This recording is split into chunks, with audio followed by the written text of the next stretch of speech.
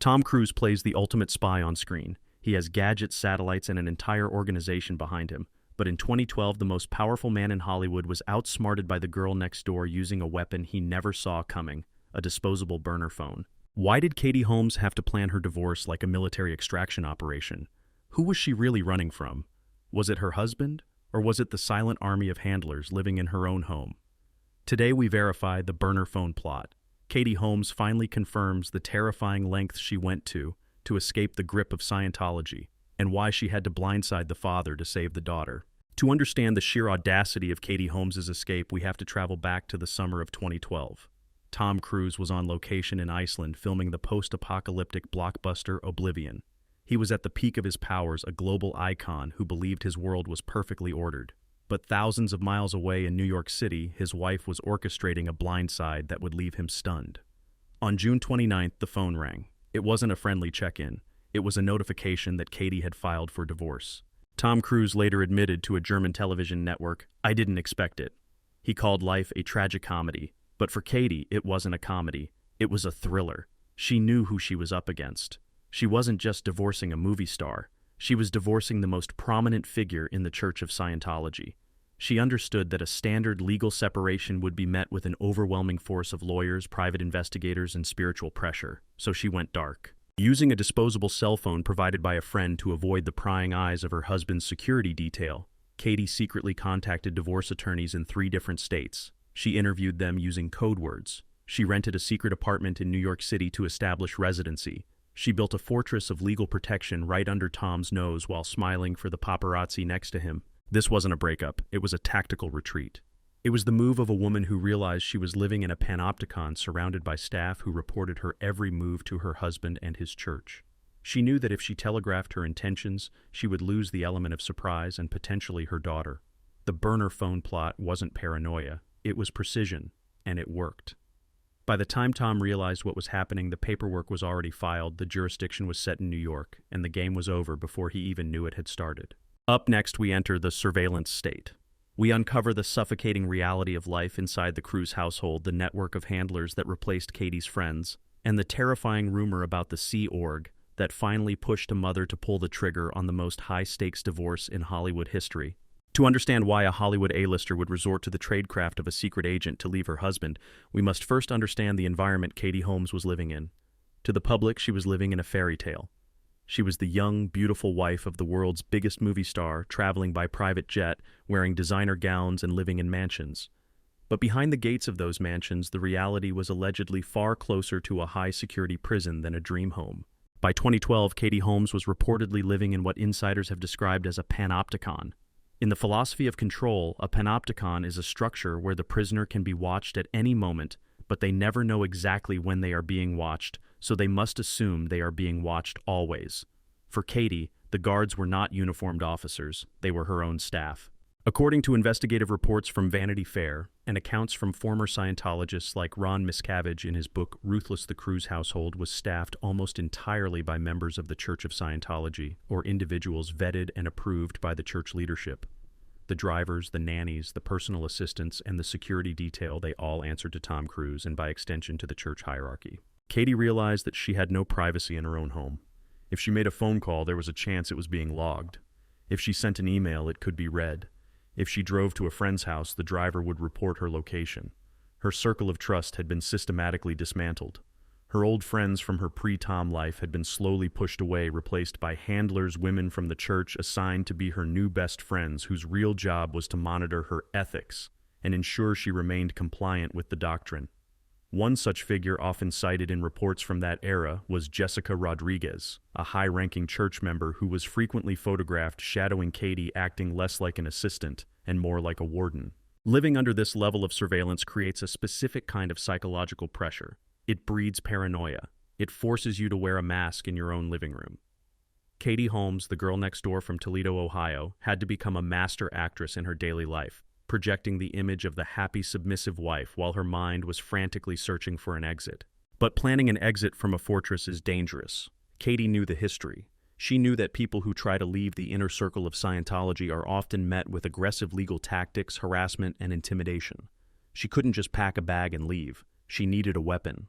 And that weapon came in the form of a cheap disposable piece of plastic, a burner phone. The burner phone plot was the linchpin of her strategy. It was a move of desperate brilliance.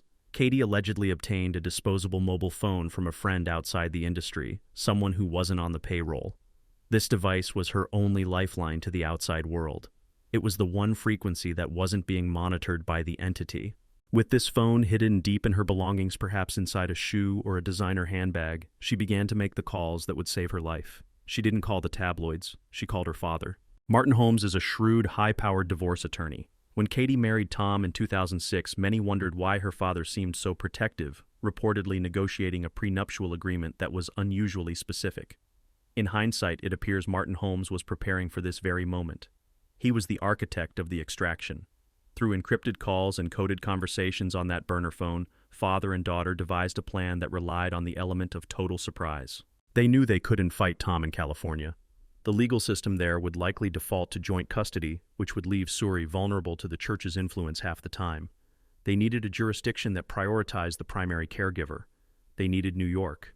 But why the rush? Why did Katie choose June 2012 to pull the trigger? Why not wait? The answer lies in the third and most terrifying element of this ecosystem, the threat of the Sea Org. Suri Cruz was 6 years old. In the developmental timeline of a child raised in Scientology, 6 is a critical number. It is the age where children are often considered old enough to begin auditing the spiritual counseling process that involves confessing secrets while holding an e-meter.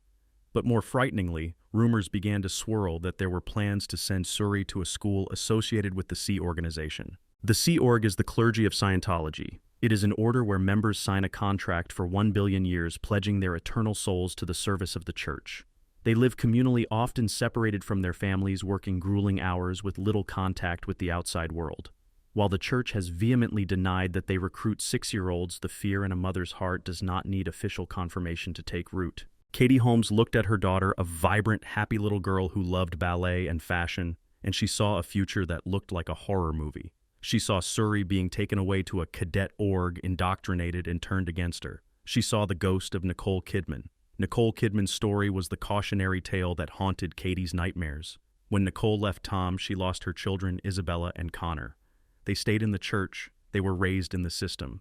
And as adults, they reportedly have little to no relationship with their mother, viewing her through the lens of the church as a suppressive person. Katie Holmes decided, with the ferocity of a mother protecting her cub, that this would not happen to Suri. She would not be another Nicole. She would not be erased from her daughter's life. The burner phone was the tool, but the motivation was maternal survival.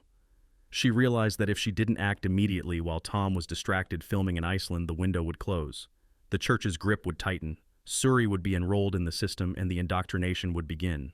So while Tom was busy playing a hero in a sci-fi wasteland, Katie was executing a real-life mission impossible in New York City. She secretly fired the staff members loyal to Tom. She changed her passwords. She rented a new apartment behind the backs of her handlers. She moved pieces on the chessboard with a silence that was deafening. This wasn't just a divorce, it was a defection. Katie Holmes was a high-value asset inside a powerful organization, and she was planning to smuggle the most precious asset, the heir to the throne, out of the kingdom. The gravity of this situation is the sheer scale of the power imbalance. On one side, you had Tom Cruise, a man worth hundreds of millions, backed by a controversial organization with a reputation for ruthless litigation and aggressive surveillance. On the other side, you had a woman with a burner phone and a plan. The odds were impossible. But Katie had something Tom didn't account for. She had the element of surprise. And she was about to unleash a legal blitzkrieg that would bring the most powerful actor in Hollywood to his knees in less than 2 weeks. Up next, we deconstruct the legal blitzkrieg. We analyze the genius of the New York strategy, how Katie managed to settle the divorce in a record-breaking 11 days by using the church's own secrets as leverage, and the ironclad non-disclosure agreement she signed to buy her daughter's freedom. This is the story of how she won the war without firing a single public shot. On June 29, 2012, while Tom Cruise was shooting scenes on a volcanic landscape in Iceland for the sci-fi epic Oblivion, his real world was detonated. He received a call that changed the trajectory of his life forever. Katie Holmes hadn't just filed for divorce. She had launched a legal blitzkrieg designed to end the war before her husband could even mobilize his troops. To understand the genius of Katie's strategy, we have to look at the geography of the filing. For years, the couple lived primarily in Los Angeles, California. In the United States legal system, California is a no-fault divorce state with a strong presumption of 50/50 joint custody. If Katie had filed in Beverly Hills, the court almost certainly would have granted Tom equal access to Suri. That would have meant Suri spending half her time inside the bubble of Scientology, potentially exposed to the auditing and indoctrination Katie feared. So Katie Holmes didn't file in California, she filed in New York. Secretly using the burner phones and the cover of shopping trips, Katie had established residency in New York City. She rented an apartment in Chelsea, moved her belongings incrementally, and created a paper trail proving she and Suri were New Yorkers. Why? Because New York family law is different. It looks more favorably upon the primary caregiver and is more willing to grant sole custody if one environment is deemed unstable or restrictive. By shifting the jurisdiction, Katie shifted the odds. She took away Tom's home field advantage. This was the checkmate move. It revealed that the girl next door had outsmarted the most controlling man in Hollywood. When the news broke, the media braced for the divorce of the century. Legal analysts predicted a long, drawn-out war similar to the Brad Pitt and Angelina Jolie saga, a battle that would drag on for years, filled with mudslinging and custody hearings. But then something impossible happened. 11 days later, it was over. On July 9, 2012, less than 2 weeks after the initial filing, lawyers for both sides announced a settlement. In the world of high-stakes celebrity divorces involving hundreds of millions of dollars and a child, a settlement in 11 days is not just fast, it is supersonic. It suggests that one side held a weapon so powerful that the other side surrendered immediately to prevent it from being used. What was Katie's weapon? It was the threat of discovery. If the custody battle had gone to open court, Katie Holmes would have been required to explain why she demanded sole custody. She would have taken the witness stand, and under oath, she would have been forced to detail her fears regarding Scientology. She would have had to testify about the alleged surveillance, the role of the handlers, the Sea Org rumors, and the specific auditing practices used on children. This would have turned a family court hearing into a public dissection of the Church of Scientology. The press would have been allowed to report on every word. For an organization that thrives on secrecy and protects its internal doctrines with fierce litigation, a public trial in New York City was a catastrophic risk. They could not afford to have their messiah Tom Cruise cross-examined about Xenu alien souls and disconnection policies on the front page of the New York Times. Katie Holmes and her father Martin knew this.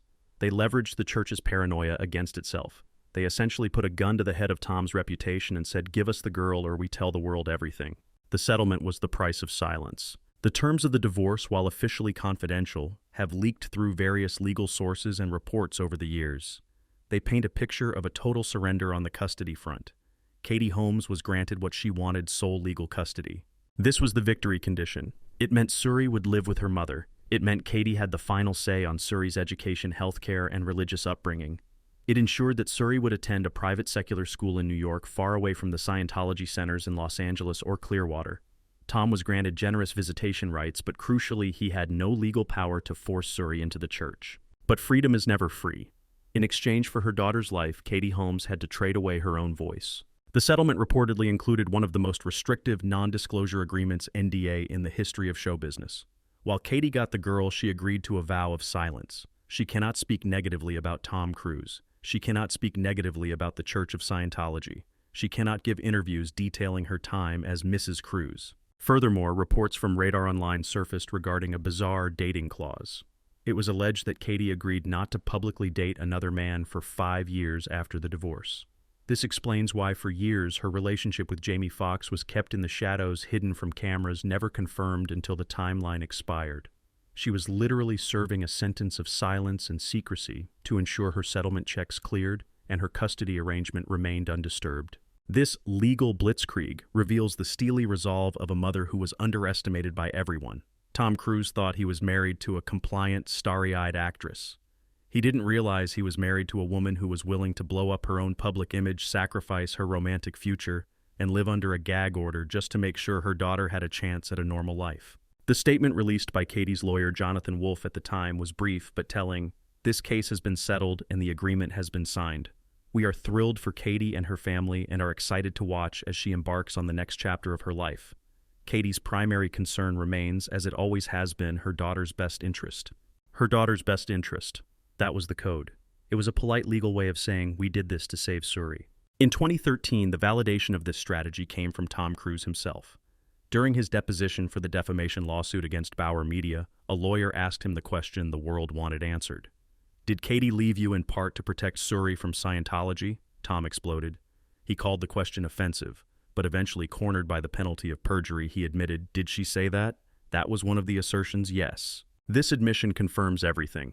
It confirms that the burner phone plot wasn't just about a woman falling out of love. It was a rescue mission. Katie Holmes identified a threat, formulated a plan, and executed it with a precision that left the most powerful man in Hollywood powerless to stop her. She won the war. She got Suri out. But the fallout of that victory was a new kind of tragedy. By securing sole custody and removing Suri from the church, Katie triggered the nuclear option of Scientology's internal policy. She saved Suri from the church, but in doing so, she ensured that Suri would lose her father. Because in the eyes of the doctrine, Katie and Suri were no longer family. They were potential trouble sources. And for a true believer like Tom Cruise, there is only one way to deal with a trouble source. You cut them off. Up next, we explore the aftermath of the escape. We look at the disconnection policy that has kept Tom Cruise away from his daughter for 12 years. We analyze why a man who has unlimited resources chooses not to see his own child, and how Katie's bravery in 2012 paved the way for Suri to finally reclaim her own name in 2024. This is the cost of freedom.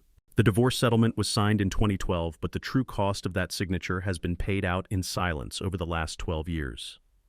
By extracting Suri from the grip of Scientology, Katie Holmes saved her daughter's future, but she inadvertently triggered a clause in Tom Cruise's faith that would erase his past.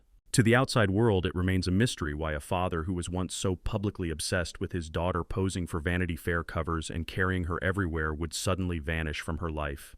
But to those who understand the inner workings of the church, the answer is cold and bureaucratic. Because Katie Holmes successfully removed Suri from the church's sphere of influence, and because she is likely viewed as a suppressive person, for doing so, the doctrine of disconnection effectively mandates a separation.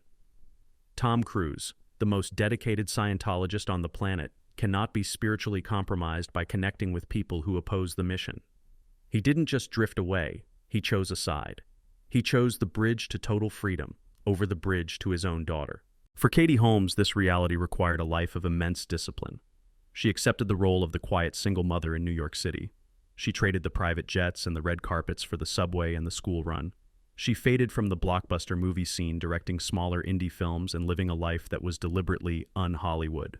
Critics often called her career stalled or quiet post-Tom. They missed the point. Her career didn't stall. She pivoted. She chose to be a full-time protector. She understood that the best way to keep Suri safe was to be boring, to be normal, and to be present. She absorbed the blow to her own stardom to ensure that Suri wouldn't grow up as a pawn in a theological war. And in 2024, the world finally saw the result of that sacrifice. When Suri Cruise turned 18, the legal custody arrangement expired. The child support payments stopped. The contract was done. And in her first act as a free adult woman, Suri made a choice that confirmed everything.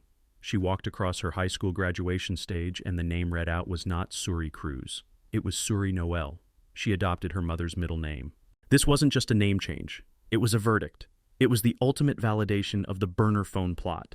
It proved that Katie's mission was a total success. She had raised a daughter who was independent, grounded, and clearly defined by the mother who stayed, not the father who left. Suri didn't run back to Tom the moment she turned 18. She cemented the distance he created. Tom Cruise remains the last movie star.